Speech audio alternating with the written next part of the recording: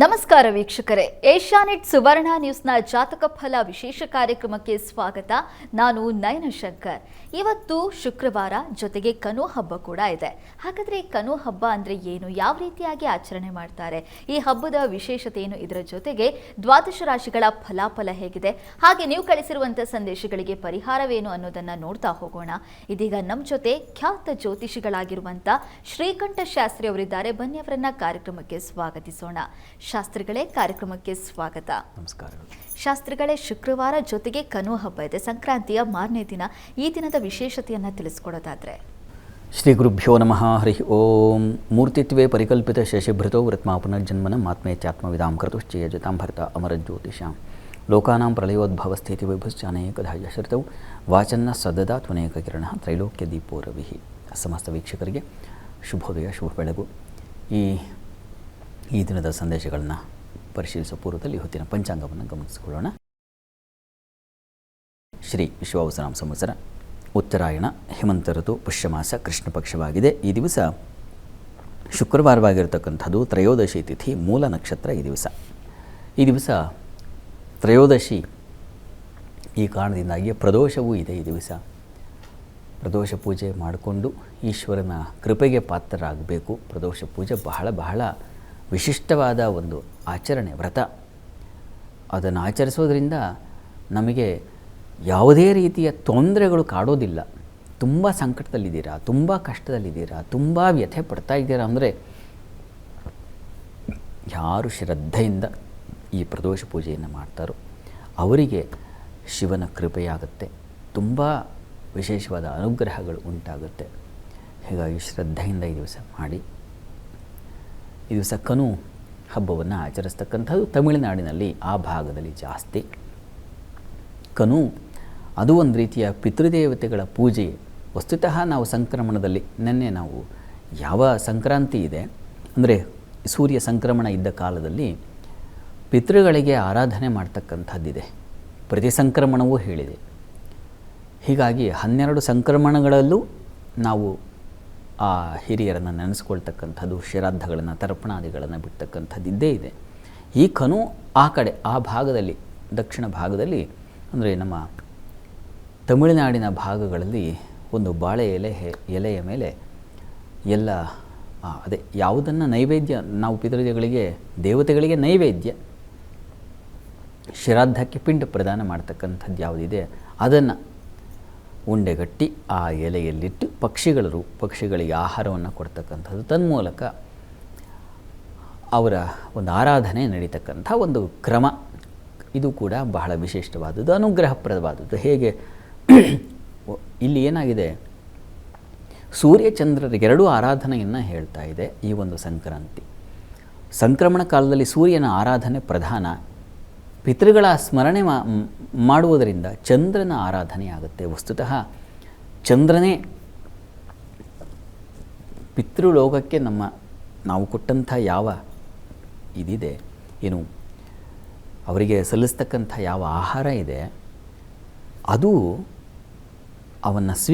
ಆಹಾರವನ್ನು ಸ್ವೀಕರಿಸಿ ಚಂದ್ರನ ಲೋಕದ ಆಚೆ ಇರತಕ್ಕಂಥ ಪಿತೃಲೋಕಕ್ಕೆ ಚಂದ್ರನೇ ರವಾನೆ ಮಾಡ್ತಾನೆ. ಹೇಗೆ ಸಸ್ಯಗಳಲ್ಲಿ ಔಷಧಿ ಅಂದರೆ ಔಷಧಿ ಗುಣ ಅಲ್ಲ, ಔಷಧಿ ಅಂದರೆ ಚಂದ್ರನ ಸ್ವಾರ, ಅದನ್ನು ಅಡಕ ಮಾಡ್ತಾನೋ ಚಂದ್ರ. ಒಂದು ತೆನೆಯೊಳಗೆ ಹಾಲಿನ ಅಂಶವನ್ನು ಅದರೊಳಗಿಟ್ಟು ಶಕ್ತಿಯನ್ನು ತುಂಬುತ್ತಾನೋ, ತನ್ಮೂಲಕ ನಮಗೆ ಆಹಾರವಾಗಿ ಕೊಡ್ತಾನೋ, ಅದನ್ನು ಪಿತೃಗಳಿಗೂ ಅವನೇ ರವಾನೆ ಮಾಡ್ತಾನೆ.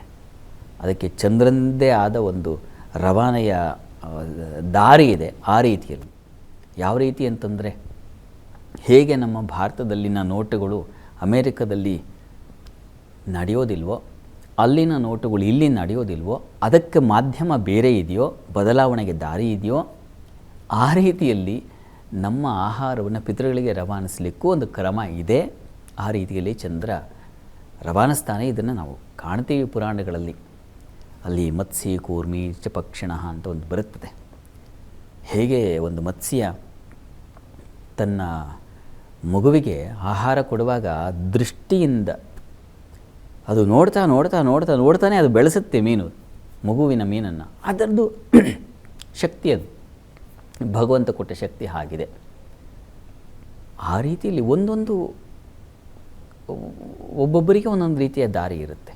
ಆ ರೀತಿಯಲ್ಲಿ ಚಂದ್ರ ನಮ್ಮ ಪಿತೃಗಳಿಗೆ, ನಮ್ಮ ಪೂರ್ವಜರಿಗೆ ಆಹಾರ ರವಾನೆ ಮಾಡ್ತಾನೆ ಅಂತ ಸೂರ್ಯನು ಬದುಕಿನ ಬದಲಾವಣೆಯನ್ನು ನೋಡಿದ್ರೆ ಇಲ್ಲಿ ಪಿತೃಗಳ ಆಶೀರ್ವಾದವನ್ನು ಚಂದ್ರ ಕೊಡ್ತಾನೆ. ಆ ರೀತಿಯಲ್ಲಿ ಸೂರ್ಯಚಂದ್ರರ ಆರಾಧನೆಯನ್ನು ಈ ಹಬ್ಬಗಳು ಸೂಚಿಸ್ತವೆ. ನಮಗೆಲ್ಲ ಎಲ್ಲ ಋತುಗಳಲ್ಲೂ ಬರ್ತಕ್ಕಂಥ ಈ ಯಾವ ವಿಶಿಷ್ಟ ಪರ್ವಕಾಲಗಳಿದ್ದಾವೆ ಇವೆಲ್ಲವೂ ಕೂಡ ಒಂದಲ್ಲ ಒಂದು ಬಗೆಯಲ್ಲಿ ಒಂದು ಪ್ರಕೃತಿಯ ಆರಾಧನೆ, ಇನ್ನೊಂದು ತನ್ಮೂಲಕ ಯಜ್ಞ ದಾನ ತಪಸ್ಸು, ಈ ಮೂರು ಬಹಳ ವಿಶಿಷ್ಟವಾದದ್ದು. ಇವೆಲ್ಲವೂ ಅಡಕವಾಗಿದೆ ಇವುಗಳಲ್ಲಿ.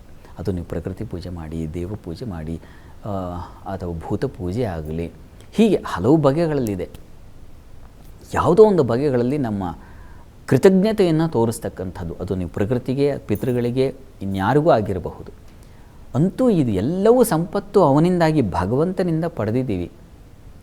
ಅವನಿಗೆ ನಾವು ಸಲ್ಲಿಸುವ ಕೃತಜ್ಞತೆ ಹೇಗೆ ಅಂದರೆ ಈ ರೀತಿಯಲ್ಲಿ ನಮಸ್ಕಾರದ ಉಪಾಧಿಯಲ್ಲಿ ಅಥವಾ ದಾನದ ಉಪಾಧಿಯಲ್ಲಿ, ಯಜ್ಞದ ಉಪಾಧಿಯಲ್ಲಿ ಹಲವು ಬಗೆಗಳಿದ್ದಾವೆ. ಆ ರೀತಿಯ ಒಂದು ಆರಾಧನೆ, ಪಿತೃ ದೇವತೆಗಳ ಆರಾಧನೆ, ಅದನ್ನು ಸೂಚಿಸ್ತಕ್ಕಂಥದ್ದಾಗಿದೆ ಕನು ಹಬ್ಬ ಅಂತಕ್ಕಂಥದ್ದು. ಅಂತೂ ಈ ಮಾರನೇ ಸುಗ್ಗಿ ಕಾಲ ಇನ್ನೂ ಮುಗಿದಿಲ್ಲ. ಎಳ್ಳು ಬೀರೋದು, ಹಂಚೋದು, ಇದೆಲ್ಲ ಮಹತ್ವ ನೆನ್ನೆ ನೋಡಿದ್ವಿ. ಒಳ್ಳೆಯ ಮಾತನ್ನು, ಒಳ್ಳೆಯ ಸಂದೇಶಗಳನ್ನು, ಒಳ್ಳೆಯ ಚಿಂತನೆಗಳನ್ನು ಬೀರತಕ್ಕಂಥದ್ದು, ಬಿತ್ತತಕ್ಕಂಥದ್ದು, ಇನ್ನೊಬ್ಬರ ಮನೆಗೆ ಒಳ್ಳೆಯದನ್ನು ಈ ನಾವು ಎಲ್ಲಿ ರಥಸಪ್ತಮಿವರೆಗೂ ಇದನ್ನು ಹಂಚತಕ್ಕಂಥದ್ದಿದೆ. ಅಲ್ಲಿಯವರೆಗೂ ಶುಭ ಚಿಂತನೆಗಳ ಏನು ರವಾನೆ, ದಾನ, ಇದನ್ನು ಮಾಡ್ತಕ್ಕಂಥದ್ದು ಈ ದಿವಸವೂ ಅದನ್ನು ಮುಂದುವರಿಸ್ತಾ ಇದ್ದೀರಾ ಅಷ್ಟೇ. ಆ ರೀತಿಯಲ್ಲಿ ಶುಭ ಚಿಂತನೆಯನ್ನು ಮತ್ತು ಮಾಡ್ತಕ್ಕಂಥದ್ದು ಒಳ್ಳೆಯದಾಗಲಿ. ಸರಿ ಶಾಸ್ತ್ರಿಗಳೇ, ಪ್ರದೋಷ ಪೂಜೆಯ ಮಹತ್ವವನ್ನು ತಿಳಿಸ್ಕೊಟ್ಟಿದ್ದೀರಾ. ನಾವು ಜೀವನದಲ್ಲಿ ಏನೇ ಕಷ್ಟದಲ್ಲಿದ್ದರೂ ಕೂಡ ಪ್ರದೋಷ ಪೂಜೆಯನ್ನು ಮಾಡೋದ್ರಿಂದ ಅದನ್ನು ನಿವಾರಿಸ್ಕೊಳ್ಬೋದು ಅನ್ನೋದನ್ನು ತಿಳಿಸ್ಕೊಟ್ಟಿದ್ದೀರಾ.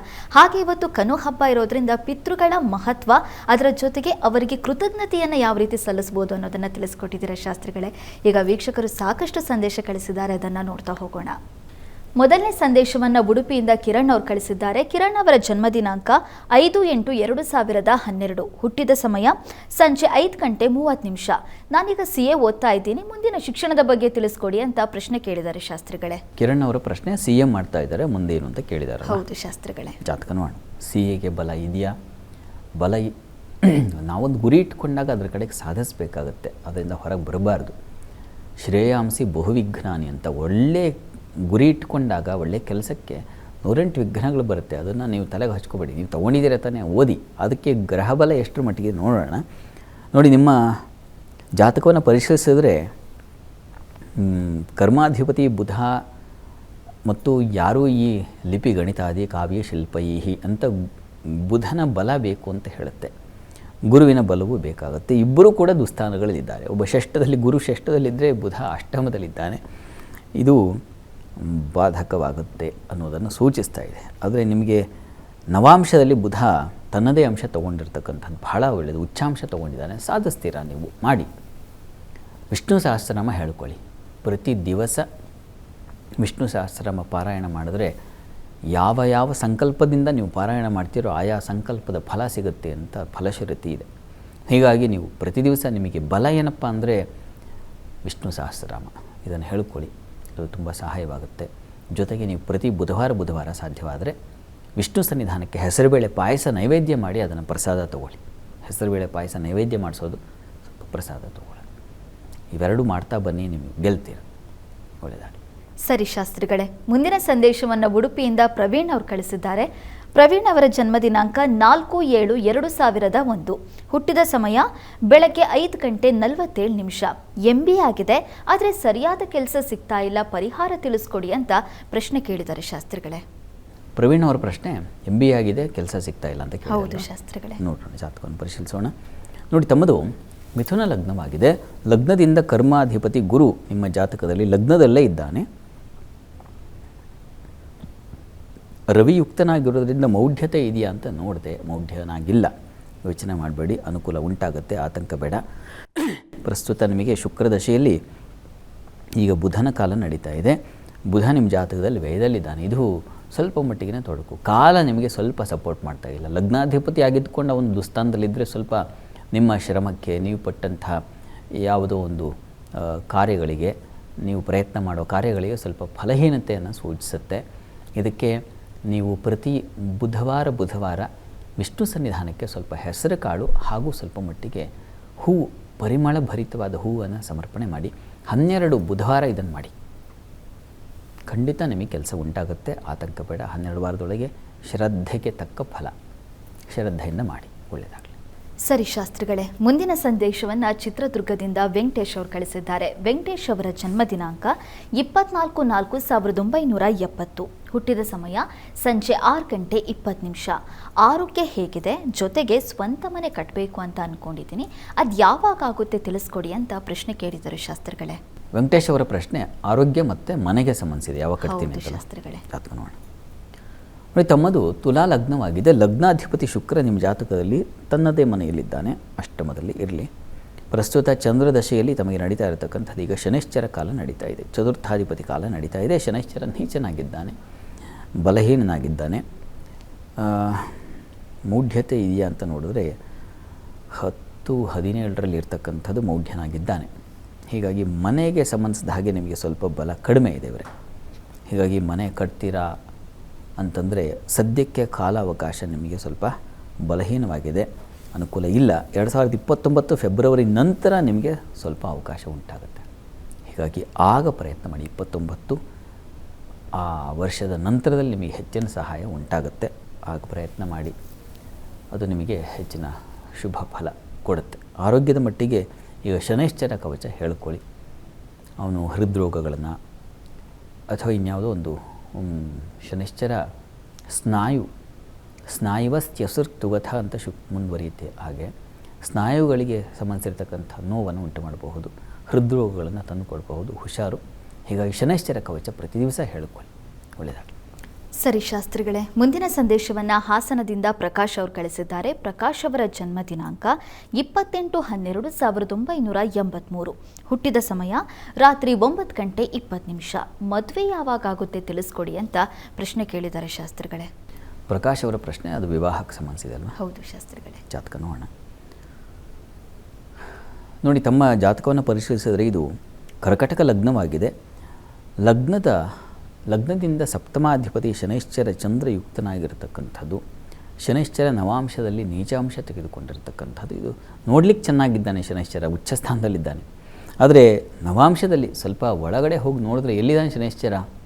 ಒಂದು ಮನೆ ಅಂತಿದ್ದರೆ ಮನೆಯ ಯಾವ ಭಾಗದಲ್ಲಿ ಗ್ರಹ ಇದೆ? ದೇವ್ರ ಮನೆಯಲ್ಲಿದೆಯಾ, ಅಥವಾ ಹಾಲಲ್ಲಿದೆಯಾ, ಅಥವಾ ಯಾವುದೋ ಒಂದು ಒಳ್ಳೆಯ ಕೋಣೆಯಲ್ಲಿ ಸಮಾಲೋಚನೆ ಮಾಡೋ ಕೋಣೆ ಇಲ್ಲಿದೆಯಾ, ಅಥವಾ ಇನ್ಯಾವುದೋ ಒಂದು ಅಂಥ ಕಡೆ ಇದೆಯಾ ಅಂತ ನೋಡ್ಕೋಬೇಕಾಗುತ್ತೆ. ಹಾಗೆ ನೋಡಿದ್ರೆ ಮನೆ ಒಳಗೆ ಎಲ್ಲಿದ್ದಾರಪ್ಪ ವ್ಯಕ್ತಿ ಅಂದರೆ ಶನೈಶ್ಚರ ನೀಚ ಸ್ಥಾನದಲ್ಲಿ, ತುಂಬ ದುರ್ಬಲ ಸ್ಥಾನದಲ್ಲಿದ್ದಾನೆ. ಹೀಗಿದೆ. ಹೀಗಾಗಿ ಫಲಗಳು ಸ್ವಲ್ಪ ಕಡಿಮೆ ಆಗುತ್ತೆ. ಪ್ರಸ್ತುತ ನಡೀತಾ ಇರತಕ್ಕಂಥದ್ದು ಶನಿ ದಶೆಯಲ್ಲಿ ಈಗ ನಮಗೆ ಶುಕ್ರನ ಕಾಲ ನಡೀತಾ ಇದೆ. ನೋಡಿ, ಒಂದು ತಾವು ಶನೈಶ್ಚರ ಶಾಂತಿ ಒಂದು ಮಾಡಿಸಿ, ಯಾವುದಾದ್ರು ಈಶ್ವರ ಸನ್ನಿಧಾನದಲ್ಲಿ ಗಿರಿಜಾ ಕಲ್ಯಾಣ ಇದನ್ನು ಮಾಡಿಸಿ. ಅದರಿಂದ ನಿಮಗೆ ನೀವು ಸಂಕಲ್ಪ ಮಾಡೋ ಫಲ ಉಂಟಾಗಬಹುದು. ಪಾರ್ವತಿ ಪರಮೇಶ್ವರ ಪ್ರಾರ್ಥನೆಯಿಂದ ಅವರ ಅನುಗ್ರಹ ಮಾಡೋರಿಗೆ ಏನಾಗಲ್ಲ ಹೇಳಿ. ಆ ಪ್ರಯತ್ನ 2 ಗ್ರಹ ಶಾಂತಿ, ಈ ಶನೈಶ್ಚರ ಶಾಂತಿ ಹಾಗೂ ಕಲ್ಯಾಣ, ಗಿರಿಜಾ ಕಲ್ಯಾಣ, ಈ ಪ್ರಯತ್ನ ಮಾಡಿ, ಒಳ್ಳೆಯದಾಗ. ಶಾಸ್ತ್ರಿಗಳೇ, ಮೇಷರಾಶಿಯಿಂದ ಕನ್ಯಾ ರಾಶಿವರೆಗಿನ ಈ ದಿನದ ಫಲಾಫಲ ತಿಳಿಸ್ಕೊಡೋದಾದರೆ? 12 ರಾಶಿಗಳ ಫಲಾಫಲ ತಿಳಿಯುವ ಮುನ್ನ ಈ ಹೊತ್ತಿನ ಗ್ರಹಸ್ಥಿತಿಯನ್ನು ಗಮನಿಸ್ಕೊಳ್ಳೋದಾದರೆ, ಮಿಥುನ ರಾಶಿಯಲ್ಲಿ ಗುರು ಇರತಕ್ಕಂಥದ್ದು, ಕೇತು ಇರತಕ್ಕಂಥ ಸಿಂಹರಾಶಿಯಲ್ಲಿ ಈ ದಿವಸ ಮಾಂದ್ಯವುದಿಯಾಗಿದೆ. ವೃಶ್ಚಿಕ ರಾಶಿಯಲ್ಲಿ ಇನ್ನು ಚಂದ್ರ ಬುಧರು ಒಟ್ಟಾಗಿದ್ದಾರೆ, ಅದು ಧನು ರಾಶಿಯಲ್ಲಿ. ರವಿ, ಕುಜ ಹಾಗೂ ಶುಕ್ರರನ್ನು ಕಾಣ್ತಾ ಇದ್ದೀವಿ, ಅದು ಮಕರ ರಾಶಿಯಲ್ಲಿ. ರಾಹು ಮತ್ತು ಶನೈಶ್ಚರರು ಕುಂಭಮೀನುಗಳಲ್ಲಿದ್ದಾರೆ. ಹೀಗಿರುವಾಗ 12 ರಾಶಿಗಳ ಫಲಾಫಲ ತಿಳಿತಾ ಹೋಗೋಣ. ಮೊದಲಿಗೆ ಮೇಷರಾಶಿಯವರಿಗೆ ದಿವಸ ನಿಮಗೆ ಚಂದ್ರ ಭಾಗ್ಯಸ್ಥಾನದಲ್ಲಿದ್ದಾನೆ, ಆದರೆ ಬಲಹೀನನಾಗಿದ್ದಾನೆ. ಈ ಕಾರಣದಿಂದಾಗಿ ಸ್ವಲ್ಪ ತಂದೆ ಮಕ್ಕಳಲ್ಲಿ ಮನಸ್ತಾಪ, ಏನೇನು ಶತ್ರುತ್ವಗಳು, ಈ ರೀತಿಯ ಸಾಧ್ಯತೆ, ಬಂಧುಗಳಲ್ಲಿ ಅಸಮಾಧಾನ ಇದನ್ನು ಸೂಚಿಸ್ತಾ ಇದೆ. ಹುಷಾರು. ಆದರೆ ಕೆಲಸ ಕಾರ್ಯಗಳಲ್ಲಿ ತುಂಬ ಚೆನ್ನಾಗಿದೆ. ಕುಜ ಮೌಢ್ಯನಾಗಿದ್ದಾನೆ. ವಸ್ತುತಃ ಅಲ್ಲಿ ಒಳ್ಳೆಯ ಫಲವನ್ನು ಕೊಡಬೇಕು ಅವನು, ಯಾಕೆಂದರೆ ಉಚ್ಚಸ್ಥಾನ. ಆದರೆ ಮೌಢ್ಯತೆ ಬಂದುಬಿಟ್ಟು ಪಾಪ ಆ ಫಲ ಕಡಿಮೆ ಆಗಿಬಿಟ್ಟಿದೆ.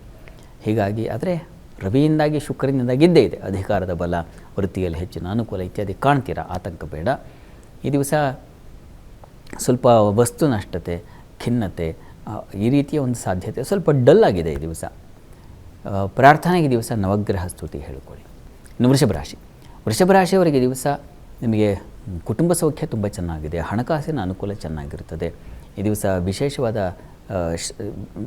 ಧರ್ಮ ಕಾರ್ಯಗಳನ್ನು ಮಾಡ್ತಕ್ಕಂಥ ಆಸಕ್ತಿ ಇದೆಲ್ಲ ತುಂಬ ಚೆನ್ನಾಗಿದೆ. ವೃತ್ತಿಯಲ್ಲೂ ಬಹಳ ವಿಶೇಷವಾದ ಸಹಕಾರಗಳು ಸಿಗೋದು, ಈ ರೀತಿಯಲ್ಲೆಲ್ಲ ತುಂಬ ಚೆನ್ನಾಗಿದೆ. ಆದರೆ ದಾಂಪತ್ಯದಲ್ಲಿ ಸ್ವಲ್ಪ ಅಸಮಾಧಾನ, ಮನಸ್ತಾಪ ಇದೆ. ಹೆಣ್ಣುಮಕ್ಕಳು ಪಾಪ ಮನಸ್ಸಿನ ನೋವು ಮಾಡ್ಕೊಳ್ಳೋ ಸಾಧ್ಯತೆ ಅದನ್ನು ಸೂಚಿಸ್ತಾ ಇದೆ. ಚಂದ್ರನೂ ಅಷ್ಟಮದಲ್ಲಿದ್ದಾನೆ, ಮಾಂದಿ ಸಪ್ತಮದಲ್ಲಿ. ಹೀಗಾಗಿ ಸಂಗಾತಿಯಿಂದ ನೋವು, ವ್ಯಥೆ.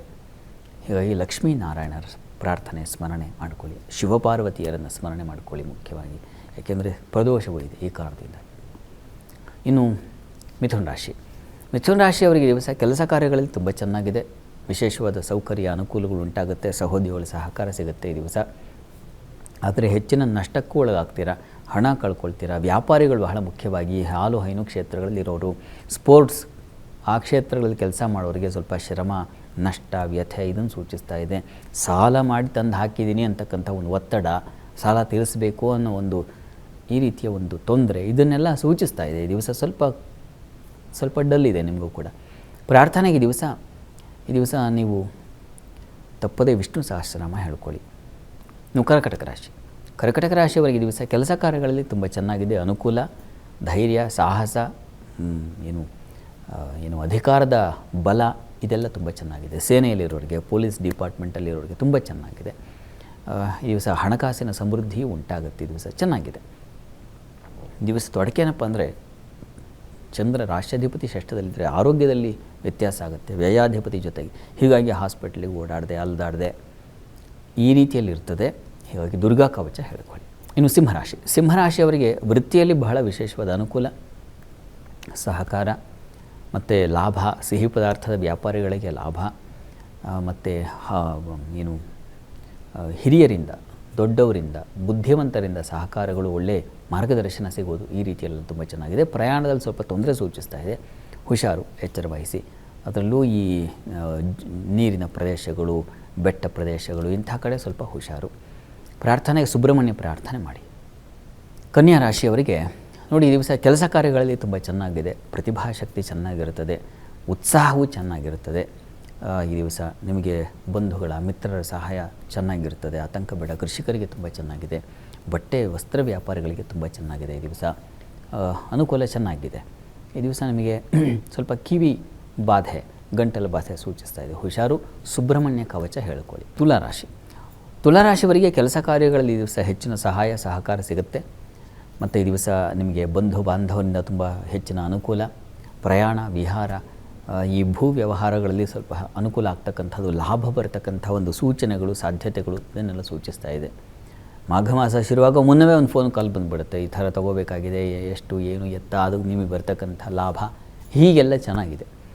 ಇನ್ನು ಈ ದಿವಸ ನಿಮಗೆ ಸ್ವಲ್ಪ ಒರಟು ಮಾತು ಇರುತ್ತದೆ. ಹೀಗಾಗಿ ಮಾತಾಡುವಾಗ ಸ್ವಲ್ಪ ಎಚ್ಚರಿಕೆಯಿಂದ ಮಾತಾಡಿ. ವಿದ್ಯಾರ್ಥಿಗಳಿಗೆ ನೋಡಿ ತೊಂದರೆ, ಗಲಾಟೆ, ಘರ್ಷಣೆ ಇದನ್ನು ಸೂಚಿಸ್ತಾ ಇದೆ. ಸರಸ್ವತಿ ಪ್ರಾರ್ಥನೆ ಮಾಡಿ.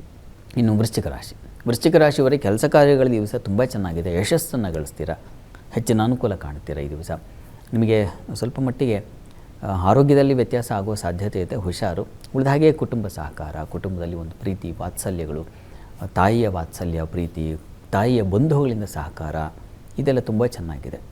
ಈ ದಿವಸ ನೀವು ಸುಬ್ರಹ್ಮಣ್ಯ ಕವಚ ಹೇಳ್ಕೊಳ್ಳಿ ನೀವು ಕೂಡ. ಇನ್ನು ಧನುರಾಶಿಯವರಿಗೆ ಈ ದಿವಸ 3-4 ಬಗೆಗಳ ಕೆಲಸದ ಒತ್ತಡ ನಿಮಗೆ ಉಂಟಾಗುತ್ತೆ. ಕೆಲಸ ಅಂತೂ ಇದೆ, ಕೆಲಸದಲ್ಲಿ ಅನುಕೂಲ, ಶುಭ ಫಲ ಕಾಣ್ತೀರ. ಆದರೆ ಒತ್ತಡವೂ ಇರುತ್ತೆ. ಹೆಣ್ಣುಮಕ್ಕಳಿಗೆ ಹೆಚ್ಚಿನ ನಷ್ಟ ಸೂಚಿಸ್ತಾ ಇದೆ, ಆರೋಗ್ಯ ನಷ್ಟ ಸೂಚಿಸ್ತಾ ಇದೆ. ಸ್ಕಿನ್ ಅಲರ್ಜಿ ಆಗಬಹುದು, ಹುಷಾರು. ಜೊತೆಗೆ ಕಣ್ಣಿನ ಬಾಧೆ ಉಂಟಾಗಬಹುದು, ಗಮನ ಇರಲಿ. ಕಣ್ಣು, ಕಾಲು ಎರಡೂ ಭಾಗಗಳಲ್ಲಿ ತೊಂದರೆ ಉಂಟಾಗೋ ಸಾಧ್ಯತೆ ಇದೆ. ಸಂಗಾತಿಯಲ್ಲಿ ಸಾಮರಸ್ಯ, ಅನ್ಯೋನ್ಯತೆ, ಪ್ರೀತಿ, ವಿಶ್ವಾಸ ಇದೆಲ್ಲ ಖಂಡಿತ ಇದೆ. ವ್ಯಾಪಾರಿಗಳಿಗೂ ಚೆನ್ನಾಗಿದೆ. ಹಣ ಅಂತೂ ಬರುತ್ತೆ, ಯೋಚನೆ ಮಾಡಬೇಡಿ. ಪ್ರಾರ್ಥನೆಗೆ ಈ ದಿವಸ ಆರೋಗ್ಯ ದೃಷ್ಟಿಯಿಂದ ದುರ್ಗಾ ಸನ್ನಿಧಾನದಲ್ಲಿ ಒಂದು ಅಭಿಷೇಕ ಮಾಡಿಸಿ. ಇನ್ನು ಮಕರ ರಾಶಿಯವರಿಗೆ ದಿವಸ ವೃತ್ತಿಯಲ್ಲಿ ವಿಶೇಷವಾದ ಅನುಕೂಲ, ವಸ್ತ್ರಾಭರಣ ವ್ಯಾಪಾರಿಗಳಿಗೆ ಚೆನ್ನಾಗಿದೆ, ಕಲಾವಿದರಿಗೆ ಅನುಕೂಲಕರವಾಗಿದೆ. ಸಂಗಾತಿಯಲ್ಲಿ ಸ್ವಲ್ಪ ಹೆಚ್ಚಿನ ವ್ಯಯ, ಅವರಿಂದಾಗಿ ನಷ್ಟ ಆಯಿತು ಅಂತಕ್ಕಂಥ ಒಂದು ಕಲಹ ಕೋಲಾಹಲ ಇದೆ ಈ ದಿವಸ. ಆದರೆ ವ್ಯಾಪಾರಿಗಳಿಗೆ ಲಾಭ ಇದೆ, ವಿದೇಶ ವಹಿವಾಟಿನ ಅನುಕೂಲಗಳು, ಹೆಚ್ಚಿನ ಅನುಕೂಲ, ಸೌಕರ್ಯಕ್ಕೆ ಒಂದು ದಾರಿ ಖಂಡಿತ ಇದೆ. ಈ ದಿವಸ ನಿಮಗೆ ಬಂಧು ಮಿತ್ರರ ಸಹಕಾರ, ವಿಶ್ವಾಸಗಳು, ಪ್ರೀತಿ ವಿಶ್ವಾಸ ಇದೆಲ್ಲ ತುಂಬ ಚೆನ್ನಾಗಿದೆ ಈ ದಿವಸ. ಪ್ರಾರ್ಥನೆಗೆ ಈ ದಿವಸ ಅಮ್ಮನವರ ಸನ್ನಿಧಾನಕ್ಕೆ ಕ್ಷೀರ ಸಮರ್ಪಣೆ ಹಾಗೂ ಹೆಸರು ಕಾಳು ಎರಡನ್ನೂ ಸಮರ್ಪಿಸಿ. ಅಮ್ಮನವರ ಸನ್ನಿಧಾನಕ್ಕೆ ಕ್ಷೀರ ಮತ್ತು ಹೆಸರು ಕಾಳನ್ನು ಸಮರ್ಪಣೆ ಮಾಡಿ. ಇನ್ನು ಕುಂಭರಾಶಿಯವರಿಗೆ ಅಧಿಕ ವ್ಯಯ, ಹೆಚ್ಚಿನ ಖರ್ಚು ಉಂಟು ಮಾಡಿಕೊಳ್ಳೋ ಸಂದರ್ಭ ಎದುರಾಗುತ್ತೆ ಈ ದಿವಸ. 3-4 ಭಾಗಗಳಲ್ಲಿ ಒದ್ದಾಡಬೇಕಾಗುತ್ತೆ. ಕೆಲಸದ ಒತ್ತಡ ಹೆಚ್ಚಾಗುತ್ತೆ ಈ ದಿವಸ. ಕೆಲಸಗಳಲ್ಲಿ ವಿಘ್ನಗಳನ್ನು ಸೂಚಿಸ್ತಾ ಇದೆ ಈ ದಿವಸ. ಹೀಗಾಗಿ ತುಂಬ ಗಮನ ಇರಬೇಕು. ಚಂದ್ರ ಲಾಭದಲ್ಲಿ ಇರೋದರಿಂದಾಗಿ ಸ್ವಲ್ಪ ಮಟ್ಟಿಗೆ ಹೆಣ್ಣುಮಕ್ಕಳಿಗೆ ಹಿರಿಯರಿಂದ ಒಂದು ಸಲಹೆ ಸಿಗುತ್ತೆ. ಆ ಸಲಹೆಯಿಂದ ಅನುಕೂಲ. ಉಳಿದ ಹಾಗೆ ನಿಮಗೆ ವಿದ್ಯಾರ್ಥಿಗಳಿಗೆಲ್ಲ ತುಂಬ ಚೆನ್ನಾಗಿದೆ. ಪ್ರಾರ್ಥನೆಗೆ ದಿವಸ ಸುಬ್ರಹ್ಮಣ್ಯ ಸನ್ನಿಧಾನದಲ್ಲಿ ನವಧಾನ್ಯ ದಾನ ಮಾಡಿ ನಮಸ್ಕಾರ ಮಾಡಿ. ಇನ್ನು ಮೀನರಾಶಿಯವರಿಗೆ ಕೆಲಸ ಕಾರ್ಯಗಳಲ್ಲಿ ತುಂಬ ಚೆನ್ನಾಗಿದೆ. ಬುದ್ಧಿವಂತಿಕೆಯಿಂದ ಕಾರ್ಯ ನಿಭಾಯಿಸಿ ಜಾಣರು ಅಂತ ಅನ್ನಿಸ್ಕೊಳ್ಳೋ ಒಂದು ಸಂದರ್ಭ ಎದುರಾಗುತ್ತೆ ದಿವಸ. ಪ್ರಶಂಸೆ, ಗೌರವ ಇದೆ. ಸ್ನೇಹಿತರಿಂದ, ಬಂಧುಗಳಿಂದ ಸಹಕಾರ ಚೆನ್ನಾಗಿದೆ. ಸಹೋದ್ಯೋಗಿಗಳ ಸಹಕಾರ ತುಂಬ ಚೆನ್ನಾಗಿದೆ. ವಿವಿಧ ಬಗೆಯ ಲಾಭಗಳನ್ನು ಕಾಣ್ತೀರ ಈ ದಿವಸ. ಔಷಧ ವ್ಯಾಪಾರಿಗಳಿಗೆ ತುಂಬ ಚೆನ್ನಾಗಿದೆ. ಯಂತ್ರೋದ್ಯಮ, ಯಾವುದೋ ಒಂದು ಗ್ಯಾರೇಜ್ಗಳಲ್ಲಿ ಇರ್ತಕ್ಕಂಥದ್ದು ಮತ್ತು ಯಂತ್ರೋಪಕರಣಗಳು ಇತ್ಯಾದಿ ಅವುಗಳಿಗೆ ಸಂಬಂಧಿಸಿರ್ತಕ್ಕಂಥದ್ದು ತುಂಬ ಚೆನ್ನಾಗಿದೆ. ಒಂದು ಕಾರ್ ವಾಶ್ ಅಲ್ಲಿಂದ ಹಿಡಿದು ಆ ರೀತಿಯಲ್ಲೆಲ್ಲ ಅನುಕೂಲಗಳು ಉಂಟಾಗುತ್ತೆ. ಪ್ರಾರ್ಥನೆಗೆ ದಿವಸ ಇಷ್ಟ ದೇವತಾರಾಧನೆ ಮಾಡಿ. ಈ ದಿವಸ 12 ರಾಶಿಗಳವರು, ರಾಶಿ ಗೊತ್ತಿಲ್ಲ ಅಂತಕ್ಕಂಥವ್ರು ಹೇಳ್ಬಹುದಾದ ಮಂತ್ರ ಗಮನಿಸಿ. ಓಂ ತ್ರಿಲೋಕೇಶಾಯ ನಮಃ. ಈ ಮಂತ್ರ ಹೇಳ್ಕೊಳ್ಳಿ, ಅನುಕೂಲ ಆಗುತ್ತೆ. ಶಾಸ್ತ್ರಿಗಳೇ, ಈ ದಿನದ ವಿಶೇಷತೆ, ದ್ವಾದಶ ರಾಶಿಗಳ ಫಲಾಫಲ, ವೀಕ್ಷಕರ ಸಂದೇಶಗಳಿಗೆ ಪರಿಹಾರ ತಿಳಿಸ್ಕೊಟ್ಟಿದ್ದೀರಾ. ಧನ್ಯವಾದಗಳು ಶಾಸ್ತ್ರಿಗಳೇ. ಸರ್ವೇ ಜನಾಃ ಸುಖಿನೋ ಭವಂತು, ಸಮಸ್ತ ಸನ್ಮಂಗಳಾನಿ ಭವಂತು. ಎಲ್ಲರಿಗೂ ಶುಭವಾಗಲಿ. ವೀಕ್ಷಕರೇ, ಇದಾಗಿತ್ತು ಇವತ್ತಿನ ಜಾತಕ ಫಲ ವಿಶೇಷ ಕಾರ್ಯಕ್ರಮ. ನೇರ, ದಿಟ್ಟ, ನಿರಂತರ ಸುದ್ದಿಗಾಗಿ ನೋಡ್ತಾ ಇರಿ ಏಷ್ಯಾನೆಟ್ ಸುವರ್ಣ ನ್ಯೂಸ್.